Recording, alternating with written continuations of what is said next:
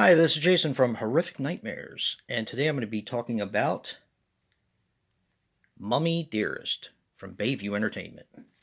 But before I get into my review, I wanted to take the time to thank Bayview Entertainment for sending me this copy to review for you guys. They have a great company. Their catalog is massive, absolutely massive. If you have an interest, they have a film or a line of films for it. My interest happens to be horror, but they do have all kinds of different things. They have fitness, they have drama, they have comedy, they have horror, and most of it is independent film. Definitely check them out. I'm going to put the links to their Facebook, their YouTube channel, and their official website. Check them out. Mummy Dearest is a 2021 film which runs approximately 95 minutes and is directed by White Cross, which I thought was a very interesting name. Now, he was responsible for Marsha's Mushrooms. Boy, that's a tongue twister. Baby Doll, and Dr. Quarantine. Now, this has four notable stars in it. This has Tara Reid as Angel. Of course, she was in the Sharknado films, American Pie films, and Charlie's Farm. Hopefully, we'll get a sequel to Charlie's Farm. This has Richard Tyson as Mr. Norwood. He was in the Hayride films, the Playing with Dolls films, and Big Bad Wolf. Michael Pare as Dr. Jason. I can identify with that. He was in Streets of Fire, Bad Moon, and Eddie and the Cruisers, and its sequel. And Lou Ferrigno, which it was really good to see him in a film again, as Matthew Brady. He was in The Incredible Hulk, the series that I grew up watching. Actually, my rendition of the Hulk. He was in the Hercules films and a movie called Guest House. This was an interesting film. I wasn't really sure what to expect from it. And it's an interesting story. Let's start out with, you have a mother and her daughter who really don't get along. She's always criticizing the daughter, picking on the boyfriend she picks. The daughter is going out with Michael Pare, which is Dr. Jason. Now, Dr. Jason is a chiropractor. The mom is a massage therapist, but she doesn't really call herself a massage therapist. She calls it some kind of a cranial therapist, which is some kind of spiritual, meditative sort of therapy. So when she goes in to talk to her daughter is nasty with her because she doesn't think Dr. Jason is good for her.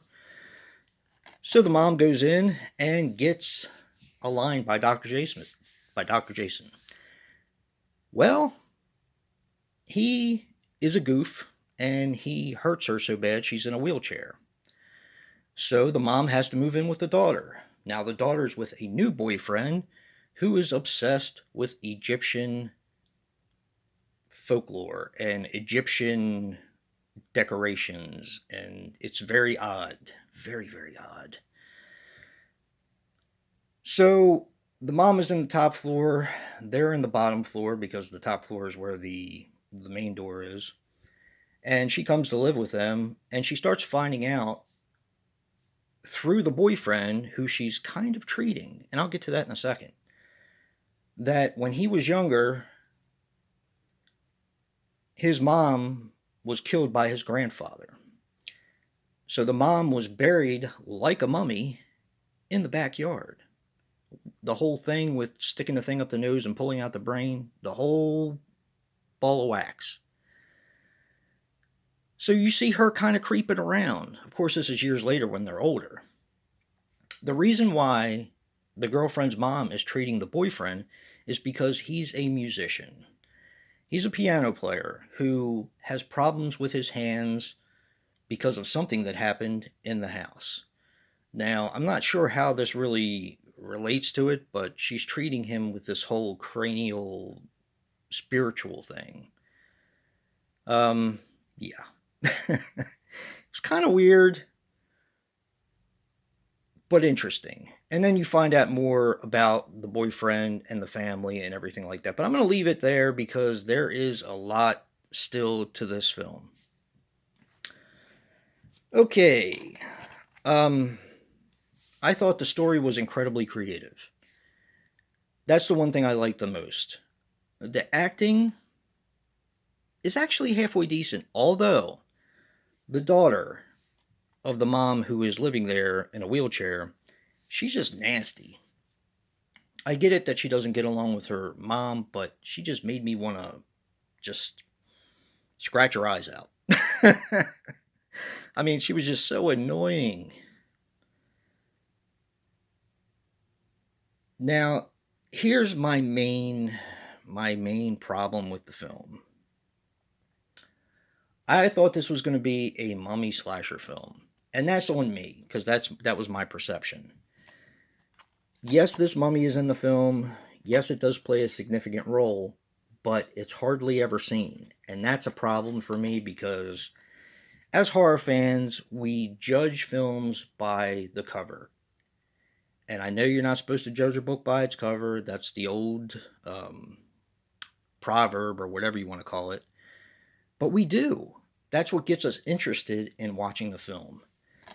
To have this front and center in the film is kind of misleading because, yes, it does play a little bit of a part in the film, but in my opinion, the story was strong enough on its own that they didn't need to focus on the mummy. So that's it. Did I like the film? I mean, it wasn't bad. It wasn't a bad film. Do I think horror fans are going to like it? I do think some horror fans are going to like it, but just bear in mind what you're getting yourself into.